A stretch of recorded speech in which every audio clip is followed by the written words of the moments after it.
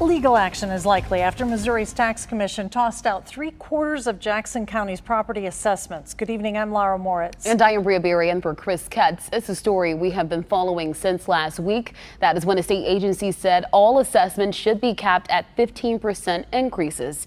For the very first time since that announcement, we talked to leaders directly. KMBC 9's Andy Alcock has an update from the Jackson County Courthouse.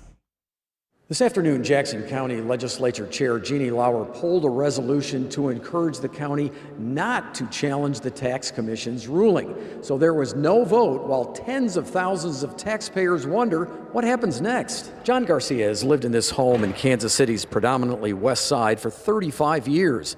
Last year, he received notice from Jackson County claiming the home had quadrupled in value or was worth 4 times what John thought it was worth. It was crazy. I couldn't believe it. I was wondering, what the heck? You know, it was just really something. John is one of some 54,000 Jackson County property owners who appealed, creating long lines and confusion, and some 10,000 of those appeals are still unresolved.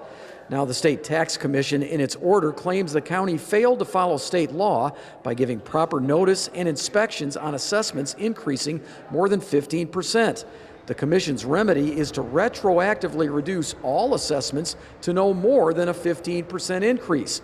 County Executive Frank White says if that order stands, wealthy people would benefit on the backs of poor people. I think research shows that it is disproportionate for black and brown communities. I don't see that. County Administrator Troy Schulte also said today, do not expect any refunds or credits due to the Tax Commission's ruling. He also said it's possible homeowners might get taxed higher as schools and other taxing districts decide to raise their rates if there's a drop in assessed value. Andy Alcock, KMBC 9 News. County Assessor Gail McCann Beatty acknowledges there was a problem hiring enough data collectors for last year's assessment. So she says the county will do the 2025 assessment on its own without the help of its current contractor, Tyler Technologies.